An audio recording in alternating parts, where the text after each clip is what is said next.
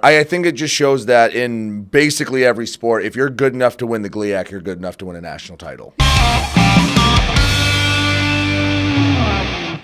Hello, everybody. Welcome back to another episode of Warrior Weekly. I'm Brady Beedon, Kevin Brechmacher to my left. And Kevin, Wayne State Baseball right now is an absolute hammer.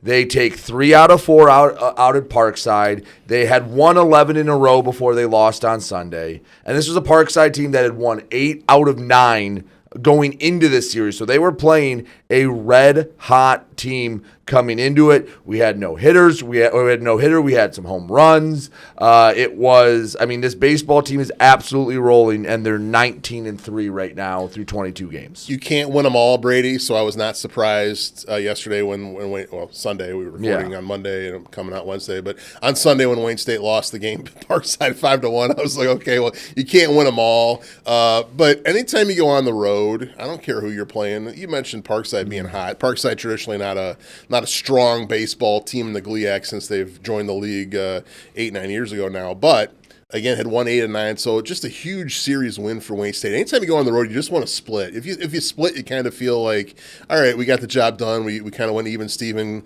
Let's come back for the next series, or when we come back home for a couple series. It's always good to win, obviously, 2 of 4. But to win 3 of 4 is a great accomplishment. We'll talk about the no-hitter, I suspect, here in a moment. But RK's got them going. I mean, the thing is, Wayne State can beat you in a lot of different ways. They can beat you in a low-scoring game. They can beat you by scoring a lot of runs, just pounding the heck out of the baseball. So I can't wait to watch them, Brady. I haven't seen them in person all year. You haven't played at home? I've watched them a few times on a video stream on the road. I've followed them live stats-wise throughout the year, but I can't wait a week from Thursday when they take on Grand Valley, and what might be the series of the year. I know I'm getting ahead of myself here, but that's a home opener, too. We were supposed to play 2 at home last week. They both got canceled because it was only like a wind chill factor of about 10 degrees those 2 days last week. But I can't wait to watch this team at home. What a great start. They keep rolling, and 3 or 4 on the road. Hey, let's get after it. And Will Lowry throws the no-hitter to start off. Goes 9 innings. He did give up a run because of a couple errors, but the official line score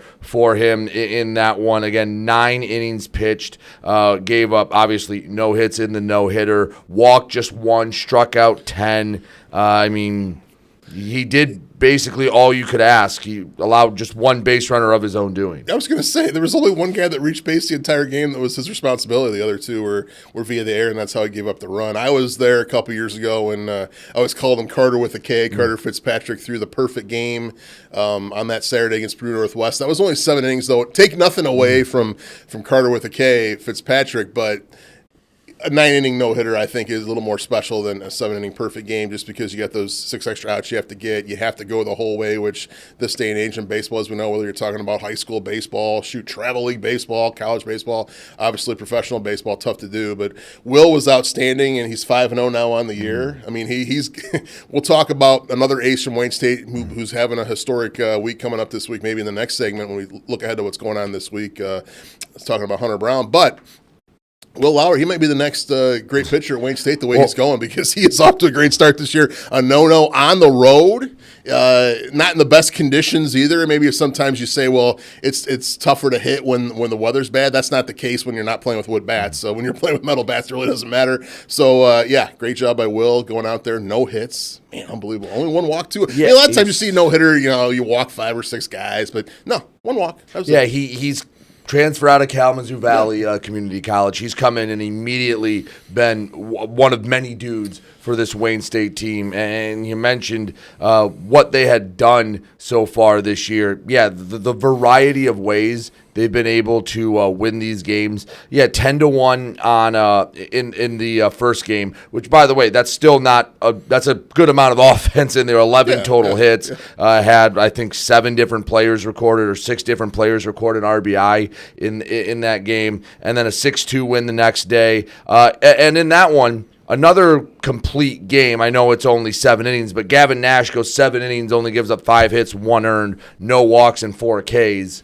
That's still a really good line. It's just following up a no-hitter, so no one's talking about it. Yeah, it's always tough to be that pitcher that comes out to pitch for your team after a pitcher throws a no-hitter, has a great game like Will did on Friday. But that's the thing, Brady. You mentioned the depth of the staff this year for Wayne State. That's how you go on an 11-game winning streak. That's how you win a league championship. That's how you advance far in the NCAA tournament, is to have that depth. I mean, there's been times before Wayne State's maybe had one really good pitcher and then maybe a couple decent pitchers, but I think Wayne State, they've got a couple really good number one guys this year, and it's going to be tough for teams to match up, as we saw this weekend on the road with Wayne State in games 2 and 3 and even 4 of a series with that depth that Wayne State has. I think that gives the Warriors a big advantage going forward. I keep saying this. I can't wait to watch them play. I can't wait to get out there. You'll be with me a week from Friday for a doubleheader, and I'll be there Thursday. You'll be there Saturday to wrap it up, and I can't wait to watch this team play in person and get some games at home finally. It's weird. No home game until April now. Right. That'll be April next week when Grand Valley comes to town, but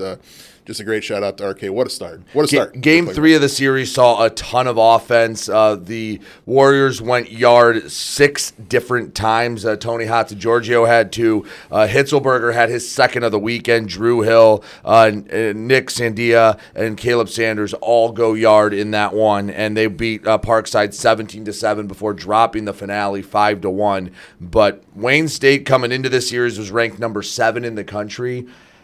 You know, Wayne State baseball has been around long enough people know what this program's about. It's not as hard to maybe get some of the national love and understand what this program is. But Breck, I mean, this team has been everything I could have hoped it would have been through 22 games. Well, we've talked about it the last couple weeks on the podcast here, Brady, but you thought before the season started that they were going to be a hammer. Well, and you keep texting that hammer emoji, that hammer picture every time Wayne State wins. They are. They are, and that's why I just can't wait. But again, we've talked about this before too. This is a sprint now. I mean, I would like to just kind of soak this in, enjoy the season. You can't really enjoy the season because it's going to be over in about 6 weeks. So you got to kind of, if you're gonna get on the wagon, you got to get on right now. You got to let's go.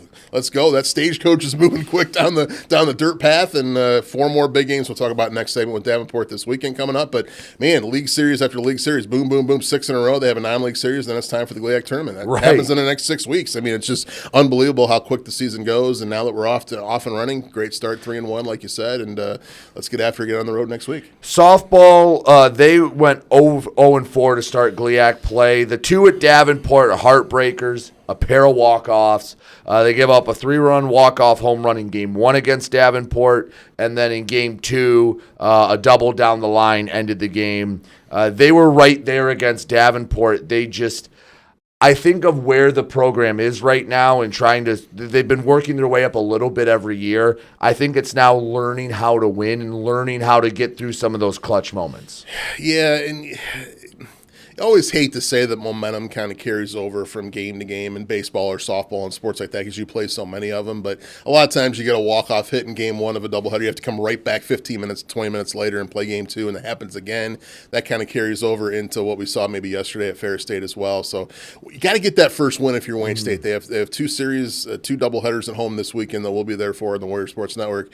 They have to kind of right the ship. Just a tough start, but to have 2 walk-offs back-to-back, that kind of punctures you a little bit going forward the next day. It's tough to deflating. Shake that. Yeah, it's deflating. Very deflating. And then Ferris is a good team. Yep. They dropped 2 against the Bulldogs, 9-3 and 8-1. In the 9-3 game, they're actually up 3-0 midway through, or it's just started to start the game. They jumped Ferris up 3-0, and then the Bulldogs locked it down. They're trying to take a step forward. It would have been nice to at least get one of those against Davenport because you were right there in both those games. Yeah, what do we just say with the baseball team? Same thing with softball. You want to get a split on the road, right? You want to try to split your games, whether it's sweeping one team and getting swept by the other or winning one game in each doubleheader. Wayne State didn't do that, so now they're behind the 8 ball coming home this week. But hey, chance to get some wins here at home against 2 teams maybe they should beat, so maybe that's a good part of the schedule coming up this weekend for Wayne State. The weather should be good as well. It's supposed to be in the low 50s and sunny both days, so both those doubleheaders should get in. But yeah, just like I said, even though Wayne State got off to that 3-0 start in Game 1 yesterday, you still kind of have that in your back of your mind that we just got walked off twice the day before, and then Ferris comes back. Ferris is a good softball team. I hate to admit that because of my thoughts about Ferris State in general, but they've been very good the long as I've been here at Wayne State, the last 10 years or so in women's softball, they've been a good team, good program, and it's tough to win over in Big Rapids. I don't care who you are, whether it's football, basketball, softball. It's always tough to win in Big Rapids, and Wayne State, unfortunately, on the losing end of both games yesterday. I think biggest thing for the softball team is when you look at the box scores and you look at the season thus far, it's can they get everyone clicking at the same time? Yeah. Because it feels like each day is contained. Hey, maybe it's Brooke Bunch or Sydney Long the next day, and then it's Hunter Neer and Maddie Houle the one after that. And it's can you get them all clicking at the same time? Because you see the flashes from everyone. It's just getting that. I mean, everyone that plays collegiate sports has the ceiling. It's can you get it at the same time and get the consistency? Yeah, you need consistency. You also, Brady, need, and they're still searching for it too, trying to find that dominant starting pitcher. Mm-hmm. We just talked with the baseball team about how Will Lowry goes out in game one and throws a no-hitter. They call that a streak stopper. Like if you got a couple losses in a row, you put your streak stopper out there, he's going to stop the streak. For softball, same kind of thing. You want that dominant starting pitcher. Wayne State really hasn't had the dominant starting pitcher the last few years. They've had a number of ladies who have done a nice job, but just not that dominant starter that a lot of teams in the league have, and Wayne State's still searching for that. I don't know if they're going to have that this year, or maybe have to recruit somebody in or get somebody transferred into the next year or two to get that dominant starting pitcher, but that's how you really make headways in softball, is to have that one pitcher out there who you can throw out for 2, maybe even 3 games of a 4-game weekend series against 2 different teams and try to come away with some wins. But it's tough. You're giving up 9, 8 runs a game. It's tough in softball. You give up that many runs to win. I don't care who you're playing, but especially against a team like Ferris State. Women's fencing did compete at the NCAA championships. They finished 13th overall in there as they finished up their season. A little weird because men's and women's golf are playing as we record this. So by the time you're listening, you know how it went.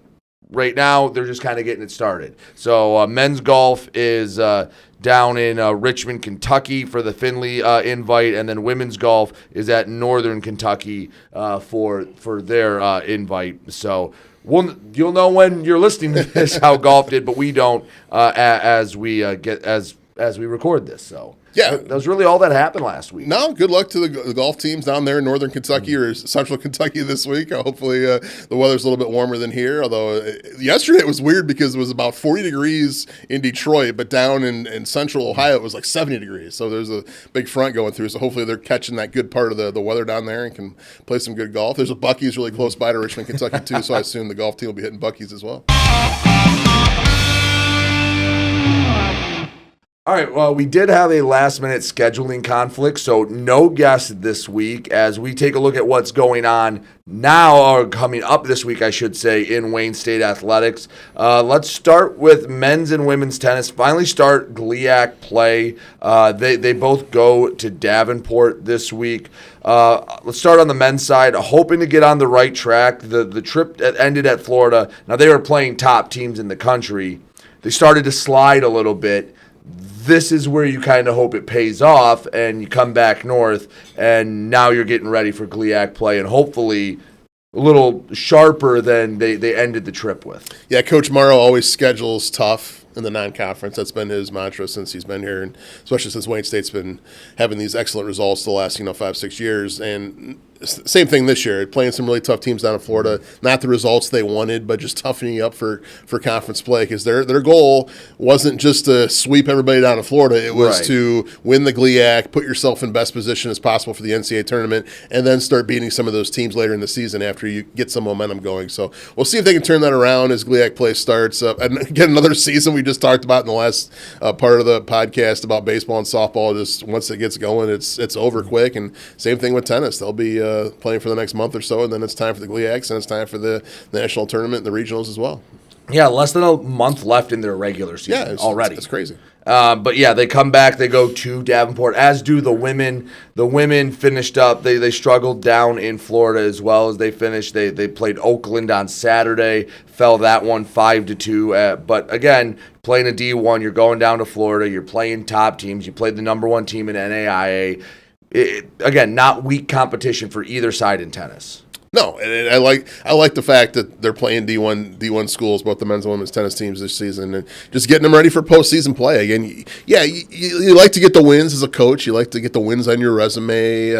You kind of see this with go back to basketball. That's my forte here at Wayne State. But you go back to basketball and the women's team scheduling all those tough teams in the preseason. They could have had a better record too, right? They could have scheduled some cupcakes and won a couple more games, but no, they wanted to toughen themselves up. The men's team does the same thing. The men's team, they play one or two teams that are on the schedule like, okay, it's going to be a win. But for the most part, they play very tough teams in a non-conference as well, getting them ready for the postseason. And you see that in the tennis side. That's what. Hey, at Wayne State, we don't shy away from anybody. No. The football team the last couple of years, they haven't won much, but they played one of the toughest schedules in the country the last couple of years as well. Mm-hmm. So we don't shy away from anybody here at Wayne State. We'll play you, and the tennis team doing that, and hopefully again for the women too. Davenport this weekend, I think, is an opportunity for both of them to get a win in league play, get things going in the right direction, and we'll see what happens.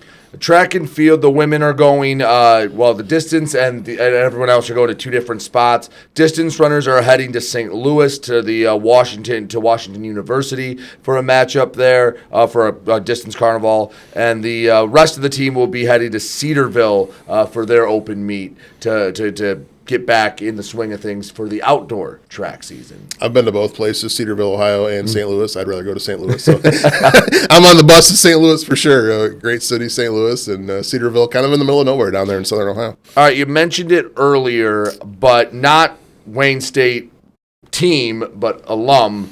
Hunter Brown officially named the opening day starter for the Houston Astros. I think that's pretty notable news for Wayne State alum, because there's only 30 of those spots available, and he has more than earned it. Only 30 spots available. This is his first opening day start. Framber Valdez, who's now pitching for the Tigers, started last year for the Astros, even though Hunter had the best year of any pitcher for Houston. But just shout out to Hunter Brown and the whole Wayne State family, because what a day it's going to be Thursday afternoon, 4 p.m. first pitch down there in Houston. Hunter takes the mound, throwing up the season against the Los Angeles Angels. And just proud to be a Warrior, I guess, with that. I mean, that's cool. Like you said, 30 spots in the whole league. I wanted to make sure we mentioned that before we wrapped up today on the podcast, because all the hard work he's put in and the coaching he got here at Wayne State. I had the privilege of calling some of his games at Harwell Field back when he played, and no offense to Hunter, and this is the credit to him, but he was a great pitcher for us, but I never would have thought that he would be starting on the mound for the Houston Astros on opening day some year. I mean, it's just incredible, and shout out to Hunter. Hopefully he keeps it going and stays healthy and keeps pitching well. Well, and that's part of the especially in baseball, the development is not always, hey, at 18 this guy's going to be a stud. Yeah. That he just kept getting better and better and better, and his stuff kept getting better and better and better, and he's done the same thing, since he's been drafted. I mean, he was what, a middle round pick, I think. Third round, I think. Yeah, third or fourth, earlier round pick. So by the time he had left, you kind of knew, all right, he's going to at least get a shot. Again, you never predict a guy's going to be a Cy Young candidate and an ace of an MLB rotation. That's just not something you can project for most baseball players. If you could, you're doing a lot better than us, right? Because again, shout out to Hunter and the way he's progressed as a pitcher. I saw him pitch twice in person last year. One of them was in Cleveland. I am a Cleveland fan. I like to people know that about me, but I wasn't rooting against Hunter that day, but I was just hoping Cleveland won after he left the game, and that almost happened. He left the game with the lead. Cleveland came back and went to extra innings and lost, but he pitched well that day. And then on Wayne State Day at Comerica Park last year, when he pitched against Tarek Skubal and the Tigers, what a duel that was. It was no score going into the 10th inning. He matched Skubal pitch for pitch, and I keep saying Tarek Skubal's probably the best starting pitcher in the league, and Hunter Brown not too far behind. So shout out to Hunter. What a great day it's going to be Thursday for him. I know he's probably got the nervous stomach already, 72 hours before the first pitch where we're taping, and then when it comes out Wednesday, it'll be 24 hours away. But what a day, what a moment, and everybody at Wayne State should be very proud. Yeah, absolutely. I mean, very quickly climbing the ranks of, at least in the athletic side, the most distinguished athletic alums. I mean, you're going to be hard-pressed to name someone, especially in like the team sports, that has had a better post-Wayne State career than Hunter Brown, and he's only 27. He's only 27. He's still contractually obligated to be pitching for Houston in a couple years. He might be in a little bit better mood. We'll leave it at that in a couple years. But I know he likes pitching in Houston, and the Astros have been good while he's been there. They lost out in the playoffs by a game last year to the Tigers, getting that last wild card. But I know they'll be back stronger. I'm a Cleveland fan through and through, but my second favorite team now in the major league is Houston because of Hunter Brown, and good luck to him. Absolutely. Speaking of baseball, you mentioned they're going to go to Davenport.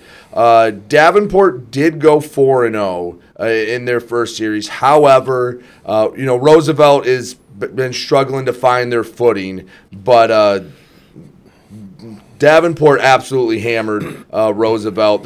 They had a couple close games and a couple not close games, including a 22-0 win for Davenport. I think for Davenport, this is a prove-it series. Like, okay, you beat the bottom of the league. That's kind of expected. Now you're getting a chance with a ranked team coming in that's won 11 of 12. That might be still top 10 and somewhere in the top half of the rankings. Should be. This is a chance for Davenport to try to say, hey, we're the defending champs, and I know we struggled to start the season, but we're still going to lay claim to our title, where Wayne State, if they keep it rolling and you start off, let's just say you take 3 out of 4 again, you haven't played a home game yet and you're 6-2 in conference play. Yeah, I think that's definitely the goal. Obviously, again, we always say what's the goal? What should be the standard for a weekend series? You obviously want to win every game, right? But that's just unrealistic as we saw last weekend to do that all the time. So I think the goal for Wayne State, at the very least, get a split. But I think a successful weekend would be to win 3 or 4. And Davenport over the years has amazed me ever since they joined the conference, because they just have guys that can hit the baseball.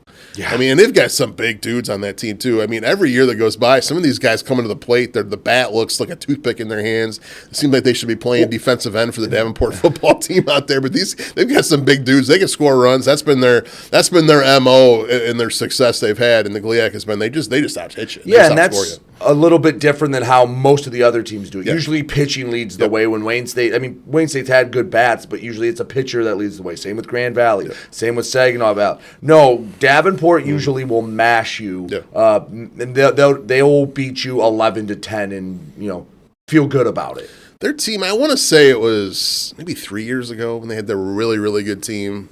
With the offense, it was phenomenal. I think they had like 4 or 5 of their starting 9 that made the first team all GLIAC. But you knew going in, if you didn't score at least 12 runs, you weren't going to beat them. And it didn't matter who was pitching for them or who was pitching for you. You had to score at least a run every inning, if not more. Like average like 1.3 or 1.4 runs an inning to beat them. I don't think that's the case this year, but that's been their mantra over the years, has been able to hit the ball. But I think Wayne State can bring out the starters. We'll see if Will can come back this week. Don't expect another no-hitter, obviously, but can he come out? And I assume he'll be starting on Friday to open up the series. Can he shut the door early, give Wayne State a solid 7-8 innings maybe to get the series going in the right way? That first game is always so important. Usually teams will send out your number 1 guy on that Friday afternoon for the first 9-inning game of a series, and if you can set the tone, get that win in the first game, it puts the pressure off you with that doubleheader on day 2 to not have to win both games. Just get a split there and you win the last game of the series. You win the series 3 games to 4, or 3 games to 1, in the 4-game series. So can Will come out there and throw another good game on Friday? I think he can. He's 5-0. He's proven he can, and hopefully it's going to be 6-0 after Friday. But I really think if you can win 3 or 4, like you said, 6-2 coming home, taking on Grand Valley, you got to love where you're at. And one note, Grand Valley, because the GLIAC has 7 teams, everyone has a bye week. Yep. So they were still in Florida, or they made their trip to Florida last week. They actually took care of Embry-Riddle, who's a pretty good program down there. They have not played a GLIAC series yet. So I guess as they finish up non-conference play, yes, Wayne State and Grand Valley are going to be the 2 favorites.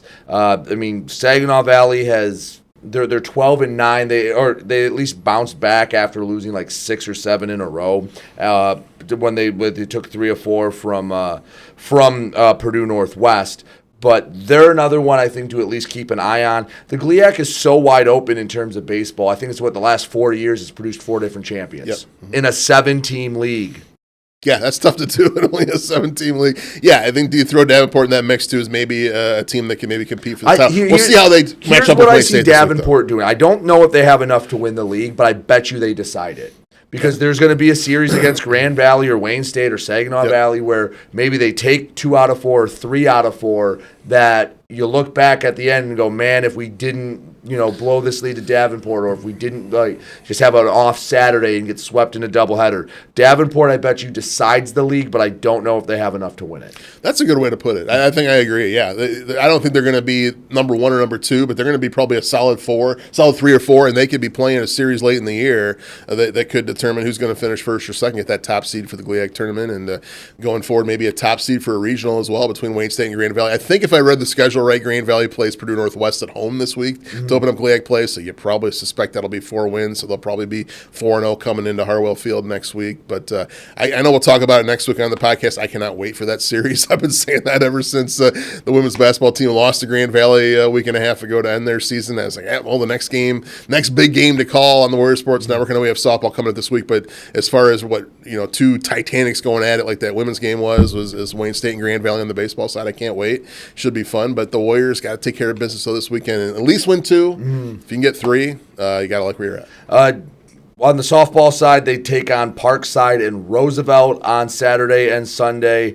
2 teams that have struggled a bit. Wayne State an opportunity to maybe catch their footing a little bit after the heartbreaking doubleheader against Davenport and a trip up against Ferris. Yeah, I'm looking forward to seeing them play for the first time this year as well. We'll have all 4 games for you here on the Warrior Sports Network, and it'll be interesting to see if they can bounce back. I'll tell you what, wouldn't it be great if they could just come out and sweep all 4 games, get right back to 500, and put themselves right back in the mix in the middle of the league standings? That's always a tough task to win all 4 games, but hey, you just lost all 4 games last week, so let's bounce back and get 4 wins against 2 teams that you should beat. Because really, up until last weekend, they were win 1, lose 1. They were right at 500. They win 2 in a row, drop 2 in a row. So now they lost all 4. They're due to get a lot of that back. Yeah, and I think they can. Again, the weather's supposed to be decent, not too cold. Should be sunny out. No rain forecasted. Knock on wood. Where's it at? All right, knock on some wood so that doesn't happen. But, looking forward to seeing them play. Can they get the solid starting pitching this weekend? I think that's going to be a key to the series. And, I don't primarily looking at the stats, just kind of a first look getting ready for this weekend. Roosevelt, Parkside don't really score a ton of runs usually. So, if you can be that first team to get maybe to the 3, 4, 5 run mark, you should be able to win these games. So I think if you're Wayne State, solid starting pitching, get to 4 or 5 runs each game, and you should put yourself in a position to win all 4. All right, Brett, miss anything from this last week or what's coming up? No, I do want to give a shout out. I know it's a Wayne State podcast, but Grand Valley women are playing in the Elite Eight this week. They're the number 1 seed. They play Tuesday night in their first round game. The Michigan Tech men won their region as well. They're the 6th seed. They play Wednesday night.